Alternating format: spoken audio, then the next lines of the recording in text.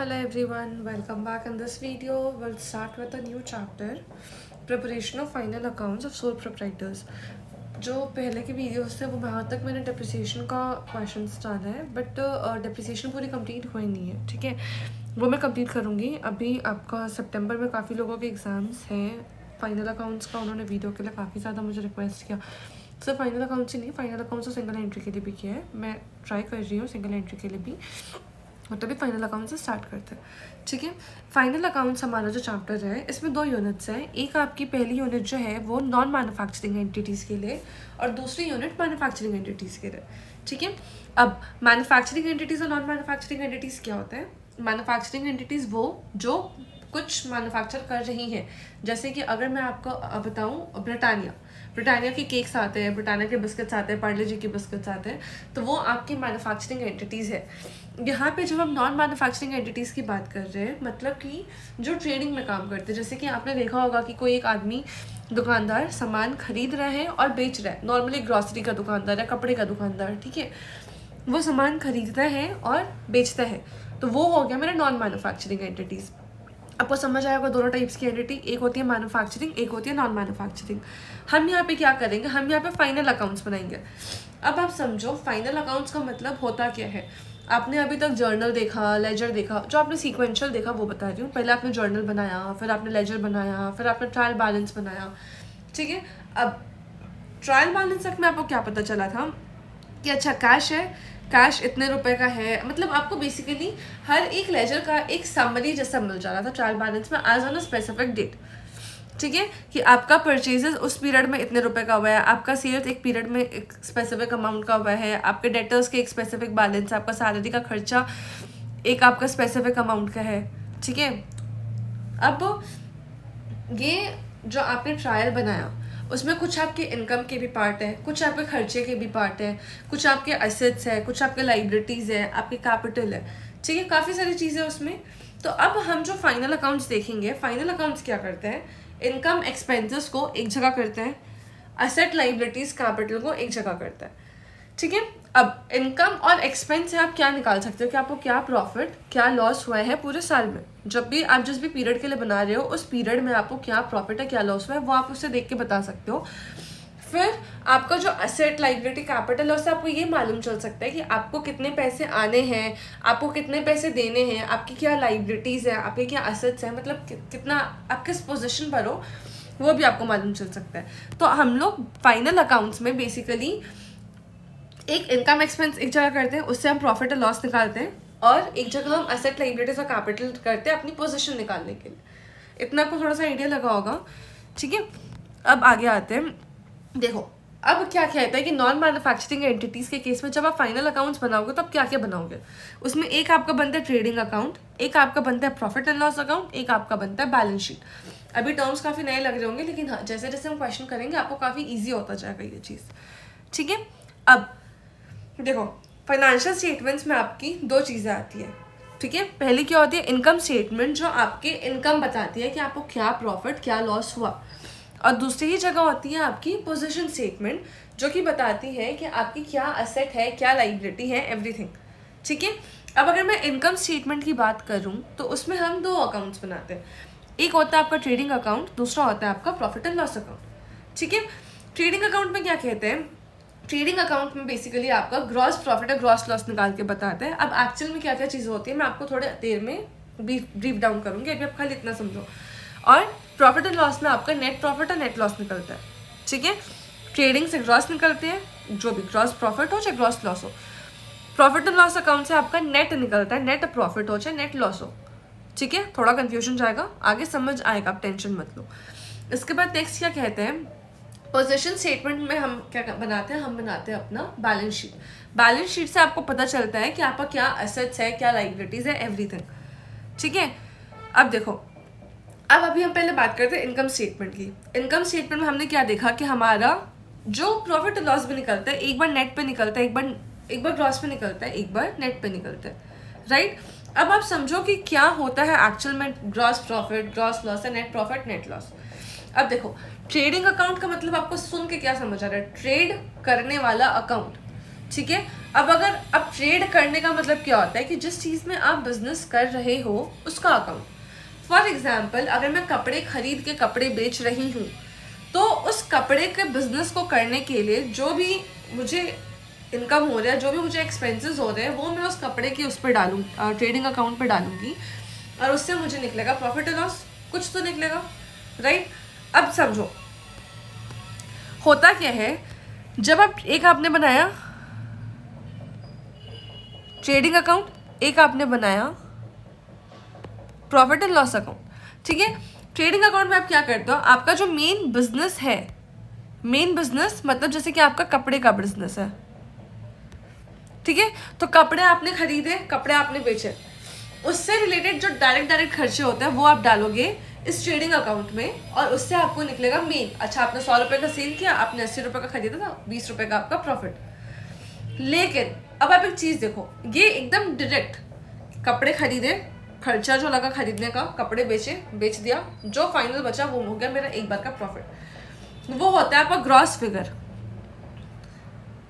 Gross figure मतलब gross या तो प्रॉफिट भी हो सकता है, ग्रॉस या तो लॉस भी हो सकता है। इसके बाद नेक्स्ट आता है हमारा प्रॉफिट एंड लॉस अकाउंट। इसमें हम क्या करते हैं ना, इसमें एक्स्ट्रा जो भी खर्चे हैं, एक्स्ट्रा जो भी कमाई हुई है, जैसे फॉर एग्जाम्पल मुझे डेप्रिसिएशन चार्ज करना है, मुझे डिविडेंड मिला, मुझे इंटरेस्ट मिला, मुझे कमीशन मिला, या मैंने प्रिंटिंग एंड स्टेशनरी का खर्चा किया है, मतलब एक्स्ट्रा कपड़े खरीदने बेचने को छोड़ के बाकी सारे खर्चे हैं, बाकी सारे इनकम्स, जैसे कि मैंने सैलरी दिया, ठीक है, मैंने प्रिंटिंग एंड स्टेशनरी का खर्चा दिया, सैलरी के लिए भी एक अलग कॉन्सेप्ट है, वो मैं समझाऊंगी।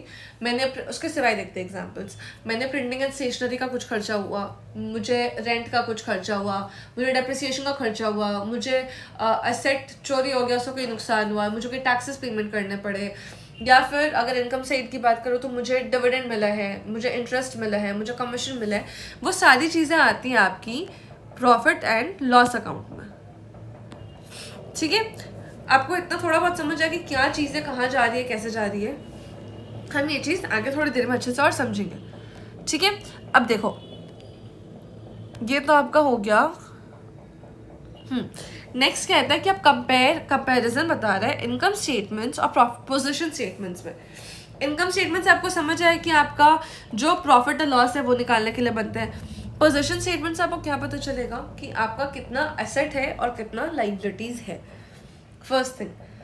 सेकंड चीज़ क्या है कि जब आप इनकम स्टेटमेंट बनाते हो तो आप दो अकाउंट्स बनाते हो, एक ट्रेडिंग अकाउंट और दूसरा प्रॉफिट एंड लॉस अकाउंट। लेकिन जब आप पोजीशन स्टेटमेंट बनाते हो तब आपको वहाँ पे एसेट्स और लाइबिलिटीज डालना होता है। मतलब बेसिकली इनकम स्टेटमेंट में आप इनकम और एक्सपेंसेस डालोगे, पोजीशन स्टेटमेंट में आप एसेट्स और लाइबिलिटीज डालोगे, ठीक है। अब एक और चीज़ यहाँ पे क्या कह रहा है कि अभी तो आपको सिर्फ यहाँ पे बताया गया कि आप बैलेंस शीट बना रहे हो, एसेट्स और लाइबिलिटीज बना रहे हो। ऐसे कभी कभी cash flow statement of changes in equity, ये आप आगे पढ़ोगे ना फाइनल लेवल पर, एफआर में आता है आपका ये सब चीज़ें। कैश फ्लो तो अभी भी होगा मुझे लगता है, तो उस टाइम पे और भी काफ़ी सारी चीज़ें होती है जो पोजीशन स्टेटमेंट में बनती है, ठीक है। अब उसके बाद क्या कहता है, इनकम स्टेटमेंट आपका नेट प्रॉफिट या नेट लॉस एग्जिबिट करेगा। वही जो आपका पोजीशन स्टेटमेंट है वो आपकी जो एसेट्स और लाइबिलिटीज है as on a specific date वो बताता है। तो एक चीज़ आप और ध्यान देना, position statement on a particular date बताएगा कि आज के डेट में आपके पास क्या कैश है, आपके पास क्या एसेट्स है, क्या लाइबिलिटीज है, एटसेट्रा एटसेट्रा एटसेट्रा।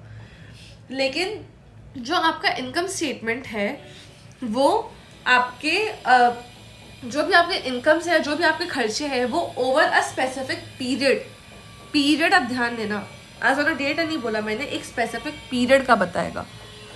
ये चीज़ क्लियर है, ठीक है। अब हम आते हैं अपना प्रिपरेशन में, ठीक है। अब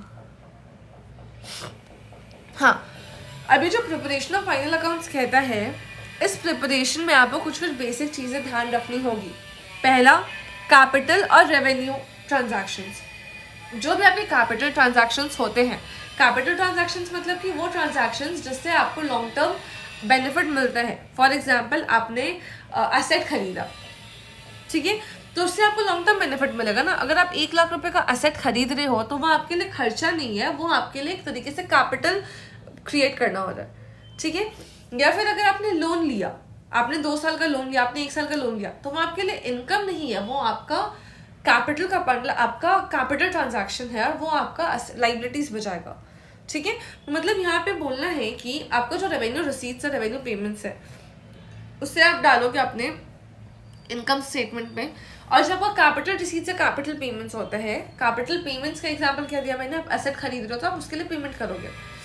कैपिटल रिसीट्स का एग्जांपल क्या दिया मैंने कि अगर आप लोन ले रहे हो तो आपको कैपिटल रिसीट मिल रहा है।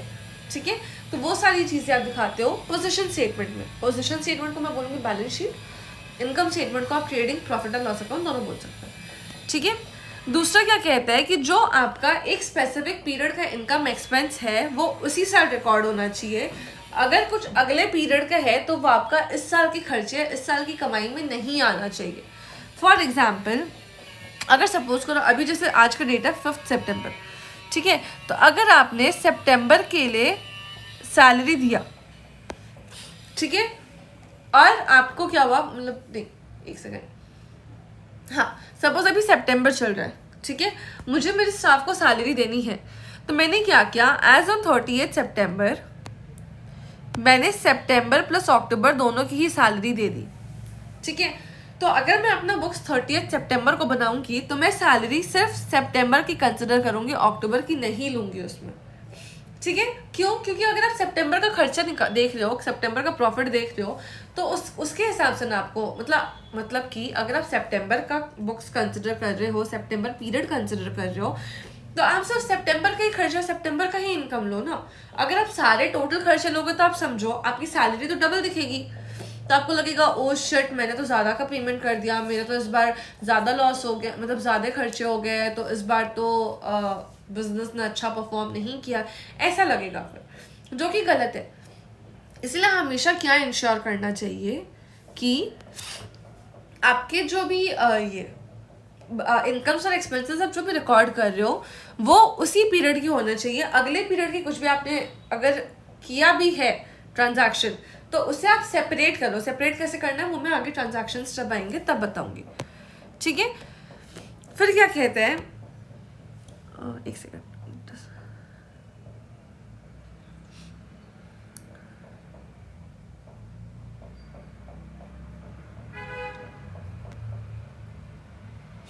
different items of incomes and expenditure should be accumulated under significant heads. Okay, ना अब यहाँ पे कहता है कि जो आपका डिफरेंट आइटम्स है उसको आपको accumulate करना अंडर स्पेसिफिक हेड्स।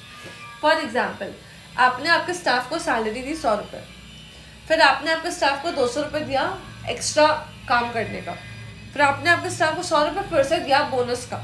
तो ये सारी चीज़ें तो आपके सैलरी की कॉम्पोनेंट है, तो उन सारी चीज़ों को आप एक ही जगह पे इकट्ठा करके अंडर द हेड सैलरी और एम्प्लॉइज एक्सपेंसेस आप एक जगह पे रिकॉर्ड करो। वैसे इनका बोलना है कि अक्यूमुलेट करो अंडर सिग्निफिकेंट हेड्स। क्लियर है? अब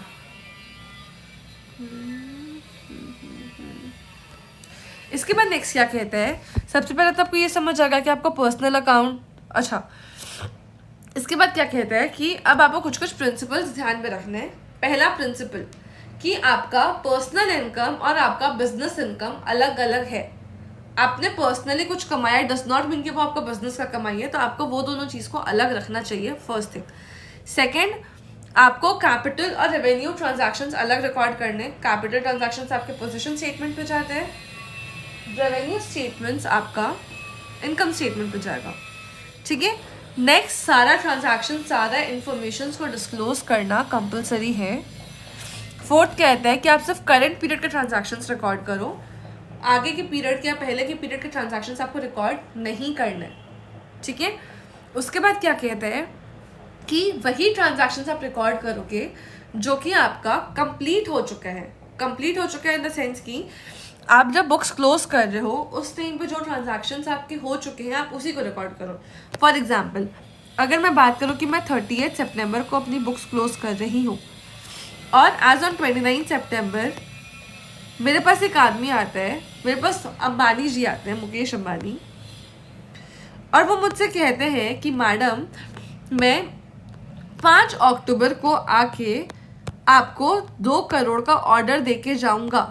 अब तुम सोचो, एज ऑन 29 सितंबर, मन में लड्डू फूटे ना बेटा, कैसे 2 करोड़ का ऑर्डर मिलने वाला है। लेकिन आप ये चीज ध्यान रखो कि एज ऑन 30 सितंबर क्या ये ट्रांजैक्शन आपका हुआ है? नहीं। क्या आपका ये ट्रांजैक्शन हो चुका? नहीं।